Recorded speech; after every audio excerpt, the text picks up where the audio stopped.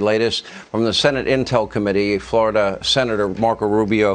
While it's fresh in people's minds, the map of Bill Hemmer, Georgia 2008, the annexation Crimea 2014, Belarus, Moldova, satellite states.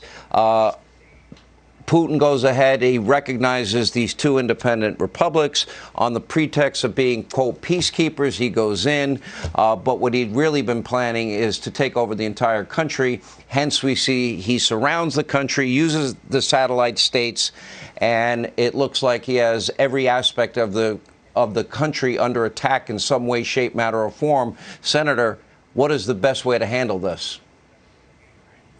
Well, first, it's become popular for people to go around saying, I've seen this now a couple times lately, oh, we only would have agreed to not let Ukraine join NATO, which they weren't going to join NATO. This would all have been avoided. That's just fundamentally untrue. That's just false. Putin laid out his conditions, and one of those conditions, Sean, in addition to NATO and not ever, Ukraine never becoming part of NATO, one of those conditions was he wanted every country that joined since 1997 out of NATO. In essence, he wanted all troops out of any country after 1997. That's Romania, that's Lithuania, it's all the Baltic states. Right there, he's telegraphing to you what his intent is. And that is not necessarily maybe to govern those countries, but he wants them to look something like Belarus, that has a government in place that responds to him under his sphere of influence. And I think we need to make clear, and I think some of these troop deployments are making clear, that that's not going to happen. But at the beginning of the program, you touched upon what it is that gives Vladimir Putin leverage. Obviously, tactical nuclear weapons in the battlefield is one, which is a Russian doctrine to escalate in order to de-escalate. But the other is oil and natural gas. He has weaponized energy.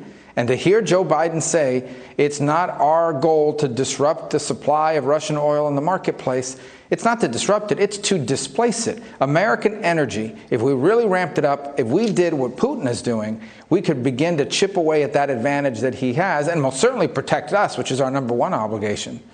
Well, I think you've hit on the main point here. And he said, oh, we're going to look at our oil reserves, and other countries will do so. And energy-producing countries, we're looking to them to increase their production and up their production, et cetera, et cetera.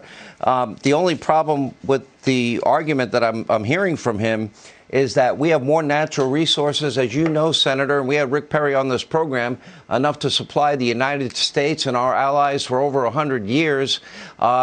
And yet that's not even an option on the table. How could it not be an option on the table, knowing that that would be the one point of leverage that we would have? It would drive down the cost of energy. It would lower the cost at the pump for every American. It would create high-paying career jobs. Everything we buy in every store we go to would be cheaper, less expensive. And for national security reasons, we wouldn't need to worry about the Straits of Hormuz, the Middle East, Russia, and we'd be able to help our allies in NATO and Western Europe with their energy needs. Why wouldn't we do that?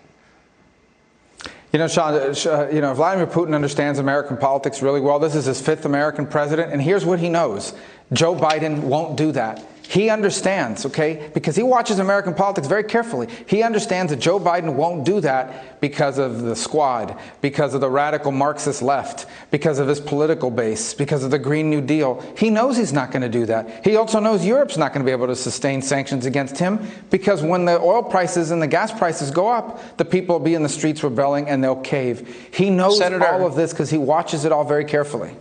How is it possible that the United States of America last year purchased 232 million barrels of oil from Vladimir Putin in Russia? When Joe Biden became president, we were energy independent. When Joe Biden became president, we were a net exporter of energy as a country.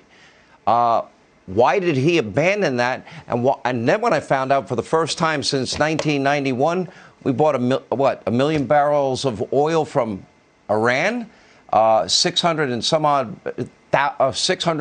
million barrels of oil from OPEC, millions of barrels from Saudi Arabia.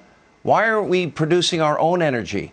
Why have these climate alarmists literally stopped energy production at this high level? How did that happen? Well, that happened because these people have a radical agenda. They have, and look, and Europe made the same decision, but these people have a radical agenda. And the moment he stepped into office, I think within 2 days of being there, he canceled the Keystone Pipeline, no more leases on federal lands, all kinds of new regulations that really make it difficult to fully utilize our energy resources. This is the agenda. These people, you want to understand it? You put it at the beginning of the program. John Kerry's out there saying, I hope we don't pay too much attention to this war, because that means we're not going to be getting attention paid to my climate emergency. It's almost like a religious zealotry.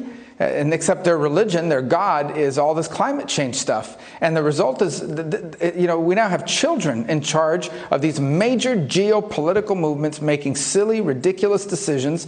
And Vladimir Putin doesn't live in that world. He's making calculated decisions, and our country's being hurt by this. Yeah.